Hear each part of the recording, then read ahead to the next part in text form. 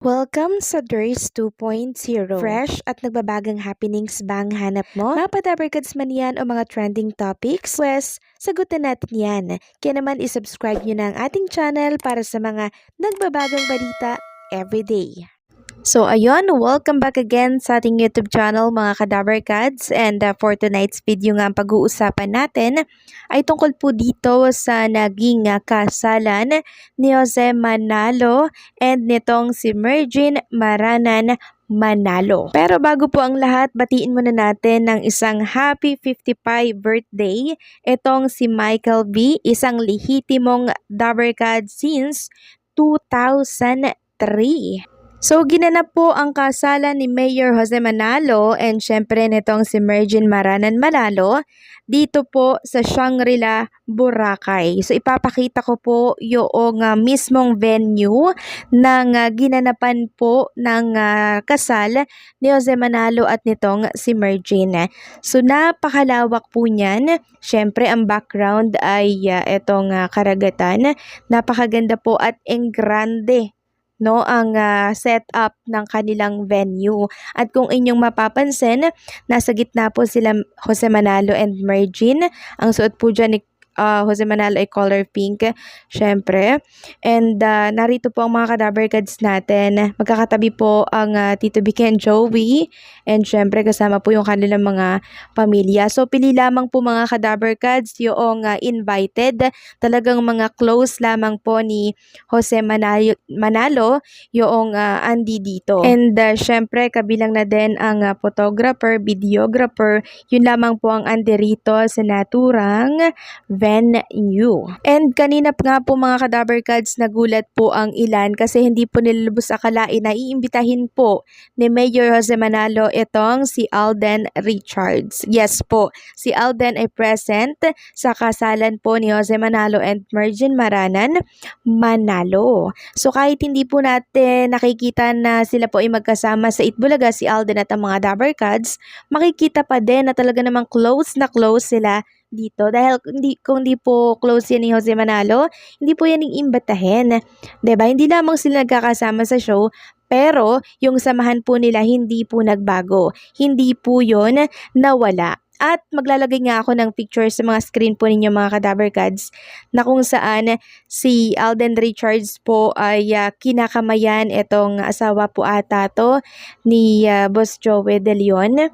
And katabi po niya itong si Bossing Vic Soto. Ayan po, talagang close na close pa din si Alden Richards dito po sa mga Dabarkads natin, and kitang-kita po natin yan na wala po talagang nagbago kahit hindi po sila nagkakasama sa naturang programa. Samantalang si Shara Soto naman po ay nagbahagi ng dalawang picture sa kanyang Instagram story kanina lamang. Una na nga dito ay itong si Mayor Jose Manalo na halatang emosyonal sa naturang picture. Suot niya dito ang color pink na coat, at sa pangalawang picture naman si Shara Soto kasama po itong si Ma'am Helen Gamboa. Sa next picture naman na ating nakalap mga Kadabarkads, makikita dito si Mergine and si Jose Manalo na kung saan magkahawak na po sila ng kamay. So ito po yung tagpo na nakakaiyak mga Kadabarkads kasi syempre sa wakas, finally sila po ay mag-iisa na, no? Pag-iisahin na po sila or tie the knot, no? So, ito po yung tagpo na nakakaiyak mga Kadabarkads. So, syempre, nakita din natin dito si Paolo Ballesteros and kapartner niya, si Tito Sen and Chat Luna. And itong si best man, Alden Richards, si Wally Viola present din, and si Tali naman as flower girl. And si Ruan Agoncillo naman, or itong si Ryan Agoncillo. So marami pong mga artista na close na invited po itong si Jose Manalo. And ngayong hapon nga po, opisyal ng kasal sila Mayor Jose Manalo and syempre itong si Mergine Maranan Manalo.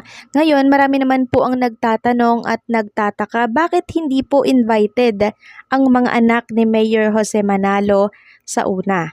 At napag-alaman nga po natin mga Kadabarkads na ito po palang mga anak ni Mayor Jose Manalo ay wala po dito sa ating bansa.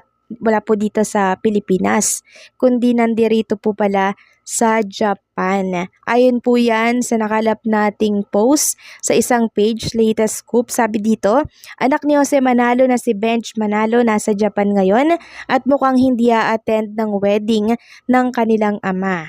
And makikita nyo naman po sa mga picture na nasa screen po ninyo ngayon na talagang nasa Japan itong sila Benj, yung asawa niya and yung kanyang mga anak. Samantalang sa ibang mga anak naman po ni Mayor Jose Manalo, mali naman natin 'di ba may umattend din po na iba dyan, hindi pa lang natin nakikita. So, hindi po kasi may iwasan na magtanong ang ibang mga cadaver cards natin kung bakit hindi daw present yung iba. So, siguro, family problem or kung ano man yung problema po nila, sila lamang po ang nakakaalam nun.